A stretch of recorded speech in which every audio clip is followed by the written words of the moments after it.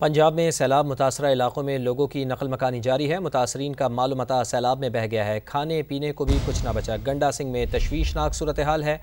पिंडी भटिया में हुदूद के तनाज़े पर लोगों की जान पर बनाई है। गुजरात के सैलाब मुतासरीन की मदद को भी कोई ना आया। पसरूर में सैलाबी रेले में बहने वाले बाप और बच्चों को बचा लिया गया।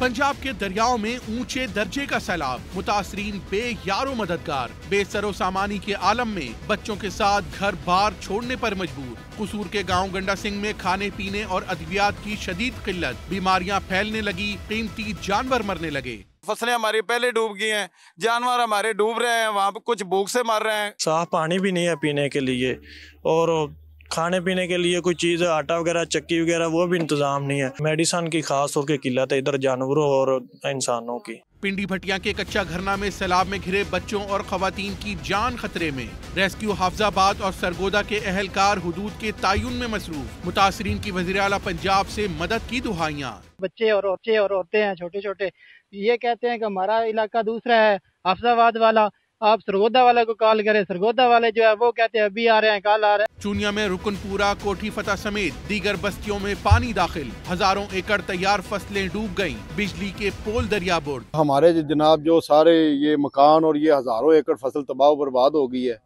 हर साल यहाँ पर पानी आता है। गवर्नमेंट और पाकिस्तान की तरफ से कोई प्रॉपर उम्दा हिकमत अमली नहीं है। गुजरात में मुतासरीन बेबसी की तस्वीर बने हुए हैं। सैलाब माल मवेशी सब बहा ले गया। 200-250 जानवर जो है ना पानी में बह गया। सुबह 9-10 बजे से हम कालें कर रहे हैं। सियालकोट के इलाके माछी खोकर में पानी कब्रिस्तान में इलाका मकीन इमदादी कार्रवाइयों के मुंतजिर। पसरूर में सैलाबी रेले में बहने वाले मोटरसाइकिल सवार शख्स को बच्चों समेत बचा लिया गया। और सैलाब से पैदा शुदा सारी सूरत हाल पर बात करेंगे। माहिरीन हमारे साथ मौजूद हैं। डॉक्टर तैयब शाह NDMA से हमारे साथ मौजूद हैं। इसके साथ साथ डॉक्टर ज़ैनब नईम माहिर माहौलियात हमारे साथ मौजूद हैं। प्रोफेसर आमिर आलमगीर साहब माहिर माहौलियात हैं, वो भी हमारे साथ मौजूद हैं। आप तमाम मौजूद मेहमानों का बहुत बहुत शुक्रिया। सबसे पहले गुफ्तगू का आगाज़ करेंगे डॉक्टर तैयब शाह से। डॉक्टर साहब, एक तो हमने ये देखा कि गिलगित बल्तिस्तान और फिर इसके साथ साथ मलकन डिवीज़न में भी तबाही आई, बारिशें हुई, लैंड स्लाइडिंग हुई, वो तबाही तो हमारे सामने थी ही। और फिर भारत की जो आबी जारियत अब देखने में आई है, उसके बाद हमने ये देखा है कि बहुत ज़्यादा सैलाबी सूरत हाल पाकिस्तान में पैदा हो गई है। तो आप क्या समझते हैं कि मुस्तक़बिल में भी इस तरह के ज़ाहिर ये चैलेंजेस तो हमारे पास हैं, हमारे सामने हैं, तो क्या हिकमत अमली हमें तरतीब देनी चाहिए ताकि नुकसानात का जो अंदेशा है वो कम से कम हो? जी अस्सलाम वालेकुम। चूँकि ये अभी मूनसून का 8 स्पेल ऑनगोइंग है और वी आर एक्सपेक्टिंग कि कल से 29 अगस्त से एक नया सिलसिला पाकिस्तान में दाखिल होने वाला है और वो अगेन शुमाल मशरक़ी पंजाब, आज़ाद जम्मू एंड कश्मीर का मेजर इम्पैक्टेड रीजन यही रहेगा। मैं आपको जेनेसिस ऑफ ये मूनसून का जो ये करंट स्पेल है ये बताता हूँ। 26 अगस्त पे जो इंडिया का हिमाचल प्रदेश है, उत्तराखंड और पंजाब का रीजन और साथ इंडियन इलीगली ऑक्यूपाइड कश्मीर में जम्मू और उधमपुर इन रीजन्स में सब्सटेंशियल रेनफॉल हुई है। 26 अगस्त को हुआ ये कि जो उधमपुर में 610 मिलीमीटर की बारिश हुई, साथ जम्मू के रीजन में 310 मिलीमीटर और नंबर ऑफ डिफरेंट कटवा, सांबा और जो उधमपुर के साथ साथ जो मुल्हका इलाके हैं, इसमें टोरेंशियल रेन्स की वजह से जो अपस्ट्रीम जो चिनाब है और रावी, जो different dams and hydraulic structures हैं। मैं रावी रिवर से स्टार्ट करता हूँ क्योंकि चमेरा, थीन, शाहपुर और मधीपुर जिसमें से जो 3 डैम हैं ये अपनी मैक्सिमम कंजर्वेशन लेवल पे पहुंच चुका है और ये 26 अगस्त को ही पहुंचा था, जो कि 1732 फीट है। हुआ ये कि जो बिकॉज ये पहुंच गया तो central water commission of India ने स्पिलवेज ओपन करने की वजह से 2,20,000 का सैलाबी रेला टूवर्ड्स रिवर रावी में छोड़ा।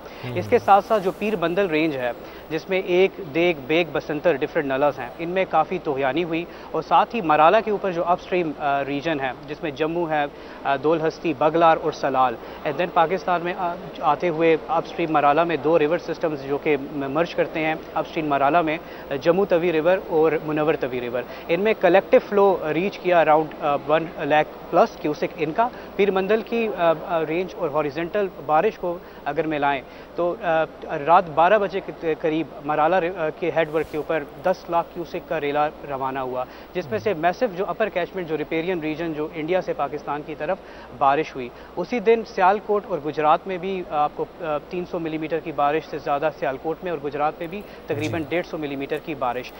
मल्टीपल मॉडल्स वर प्रेडिक्टिंग कि मूनसून 2025 एग्रेसिव होगा, एबव देन एवरेज बारिशें होंगी और मेजर इंपैक्टेड रीजन ये पीर मंडल रेंज भी होगा, शिवालिक एंड धौलाधार हिमाचल प्रदेश का रीजन एंड देन पाकिस्तान का नॉर्थ ईस्टर्न पंजाब में इसकी मैक्सिमम मैनिफेस्ट करेगा ये सिस्टम।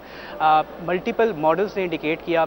एंड बात की जाए रिवर सतलुज की, तो रिवर सतलुज में जो ऊपर का रीजन धर्मशाला है, जो अपर कैचमेंट एरिया है हिमाचल प्रदेश का, वहाँ पे पोंग और भाखड़ा दो मेजर डैम्स हैं। पोंग डैम जो कि दरियाए ब्यास के ऊपर है और जो भाखड़ा डैम है ये दरियाए सतलुज के ऊपर है। और ये दोनों दरिया मिल जाते हैं हरीकी के मकाम पे जहाँ पे इनका कन्फ्लुएंस होता है। वो सारा पानी फिरोजपुर से होते हुए हुसैन वाला से पाकिस्तान के इलाके कसूर में दाखिल होता है, तलवार पोस्ट से और गंडा सिंह वाला पे। हमने चूँकि इंडियस का जो वाटर ट्रीटी है उसके बेसिस पे Indian council of Indus water they normally use to send the data before the any imminent threat जो पाकिस्तान में हो। ठीक है, हमारे साथ ही मौजूद रहिएगा, आपकी तरफ दोबारा आते हैं। DGPDMA इस वक्त गुफ्तगू कर रहे हैं, उनकी गुफ्तगू सुन। ताउन से चीफ मिनिस्टर पंजाब की हदायत के ऊपर बिफोर टाइम खाली करवा लिया गया था। कुछ जो सोसाइटीज हैं उनमें 2 से 3 फुट 4 फुट पानी आया है, लेकिन अल्हम्दुलिल्लाह बाय नाउ किसी किस्म का कोई जानी नुकसान नहीं है। लेकिन अनफॉर्चुनेट पार्ट इज कि अभी तक रावी साइफन पे भी और शाहदरा के मुकाम पे भी पानी स्टेडी पोजीशन में नहीं आया, राइजिंग ट्रेंड है। हमें अगले जो 4 से 6 घंटे है अब मजीद इसमें दबाव रहने की तवक्को है और शायद कुछ हज़ार क्यूसेक पानी दोनों मुकाम पे मजीद बढ़े। इसके बाद अब अगला चैलेंज बल्लो की और नीचे के सदना की तरफ होगा, क्योंकि रावी का जो फ्लड प्लेन है ये काफ़ी स्क्वीज्ड फ्लड प्लेन है। तमाम जगहों से जो फ्लड प्लेन है उसको ऑलरेडी खाली करवा लिया है, लेकिन जो अगला ये 24 घंटे हैं ये शेखुपुरा, ननकाना और डाउन द लेन नीचे कसूर और साहिवाल, उनके लिए ये काफ़ी हसास भी होंगे। डिस्ट्रिक्ट एडमिनिस्ट्रेशन पूरी तरह से मोबिलाइज्ड है और रेस्क्यू 112 बाकी तमाम अलाइड अदारे, कुछ अजला में अब तक 9 अजला में हम पाकिस्तान आर्मी को मदद कर चुके हैं और वो पूरी तरह से इस वक्त ज़िले इंतज़ामिया के शाना बशाना लोगों की ना सिर्फ जानों के तहफ़्फ़ुज़ के लिए कोशिशें हैं बल्कि हर तरह का असिस्टेंस दिया जा रहा है। इसके बाद ये पानी अल्टीमेटली फिर आगे अपने रास्ते से आगे जाएगा। रावी की सूरत हाल फ़िलहाल मैं इतनी ही आपको बताऊंगा। दूसरा चैलेंज, कल रात हमारे साथ साथ आप तमाम मीडिया के साथियों ने भी देखा कि किस तरीके से हमें हेड कादराबाद पे 1956 में यहाँ 10 लाख क्यूसेक आया था और कल सारी रात हम कोई कम से कम 8 से 9 घंटे 10,77,000 क्यूसेक उस जगह से गुजरता रहा है कि जहाँ जी टोटल कैपेसिटी 9 लाख है। तो 1956 से भी ज़्यादा अगर कोई पानी का फ्लो देखा चनाब ने तो ये खानगी और कादराबाद के मुकाम से कल रहा। रात हमें एक वक्त पे ये परेशानी बनी कि राइट बैंक हमने उसका ब्रीच करके पानी को मंडी बहाउद्दीन और उस तरफ डाइवर्ट किया, लेकिन शायद वो नाकाफ़ी था। शाहदरा के मकाम पर पानी का दबाव बरकरार है, DGPDMA की जानिब से ऐसा कहा गया। और इससे पहले हमारे साथ मुख्तलिफ माहिर मौजूद हैं, उनसे ही अपनी गुफ्तगू का सिलसिला आगे बनाते हैं। डॉक्टर ज़ैनब नईम साहिबा, आप ये फरमाइएगा कि हम ये देख रहे हैं कि माहौलियाती तब्दीली इसका बड़ा सबब बन रही है कि ज़्यादा बारिशें हो रही हैं और फिर सैलाब की सूरत हाल पैदा हो गई है। तो अब आगे आने वाले सालों में आप क्या समझती हैं कि क्लाइमेट चेंज की वजह से बारिशें ज़्यादा होंगी और फिर इस तरह की सैलाब की सूरत हाल बनती हुई दिखाई देगी हमें आगे आने वाले सालों में भी? बिल्कुल, ये ग्लोबल क्लाइमेट चेंज है और ये पूरी दुनिया में तबाही मचा रहा है। क्लाइमेट चेंज का प्रोसेस जो कि चंद ममालिक की वजह से पूरी दुनिया भुगत रही है और उसमें हमारे जैसा खित्ता जो है वो मोस्ट वल्नरेबल है। डिस्पाइट द फैक्ट कि हमारी इतनी कॉन्ट्रीब्यूशंस नहीं है, हमने क्लाइमेट चेंज कॉज नहीं किया। तो अभी हमने देखा कि 2022 के बाद से मुसलसल हर साल, चाहे छोटे पैमाने पे हो, लेकिन हम सैलाब देख रहे हैं, हम हीट वेव्स देख रहे हैं, हम पानी की किल्लत देख रहे हैं, हम फूड इनसिक्योरिटी देख रहे हैं, फिर लोकलाइज इवेंट्स यानी कि जैसे से शदीद यालाबारी, खड़ी फसलें तबाह हो रही हैं।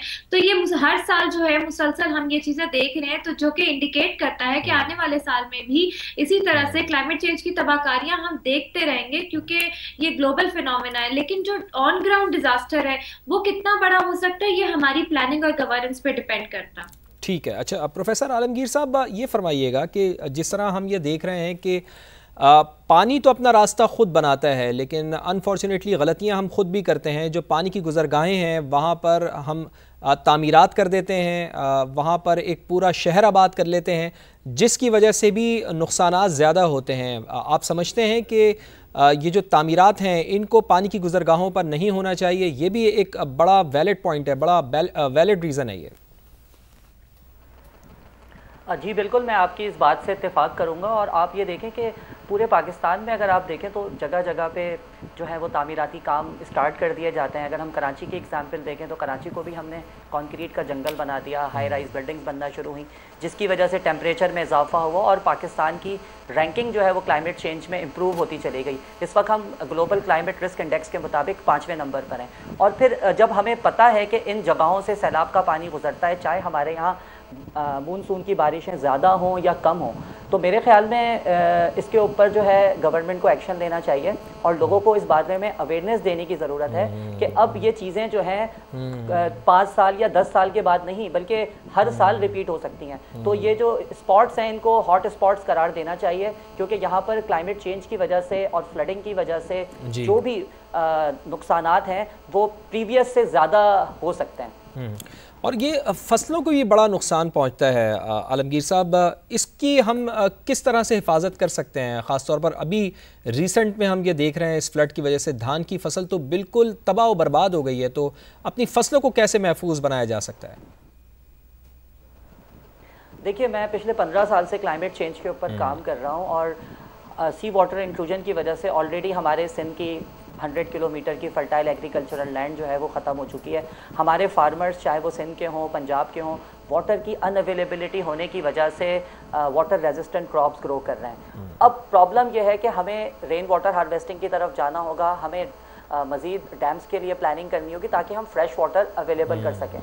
इसके साथ साथ हमें टेक्नोलॉजी का इस्तेमाल करना होगा, हमें अपने फार्मर्स को एजुकेट करना होगा कि किस तरह से हम अपनी चीज़ों को इम्प्रूव कर सकते हैं, क्योंकि क्लाइमेट चेंज का जो फिनोमेना है ये 1 साल में या 2 साल में तो ख़त्म नहीं होने वाला है। इसको हमने जितना फैला दिया है, पूरी दुनिया में ये फैल चुका है, इसको कम होने में भी कम से कम 20 से 25 साल लगेंगे। तो हमें अपने आप को और तमाम लोगों को एजुकेट करना होगा और जितने भी इदारे हैं उन लोगों को भी हमें एजुकेट करना होगा ताकि हम किसी भी किस्म के इस तरह के वाक़यात से निपटने के लिए तैयार। ये बड़ा अहम नुक्ता है कि हमें डैम्स भी तामीर करने होंगे और अपने किसानों को भी एजुकेट करना होगा। डॉक्टर तैयब शाह साहब, आप ये फरमाइएगा कि हम अभी देख रहे हैं कि शादरा के मकाम से भी बड़ा शदीद सैलाबी रेला गुज़र रहा है और मुख्तलिफ़ जगहों से ये सैलाबी रेला होता हुआ फिर अब सिंध में भी दाखिल होगा। तो अभी अगर हम अगले 24 घंटे की बात करें तो डॉक्टर साहब कौन कौन से ऐसे इलाके हैं जिनको ख़तरा हो सकता है?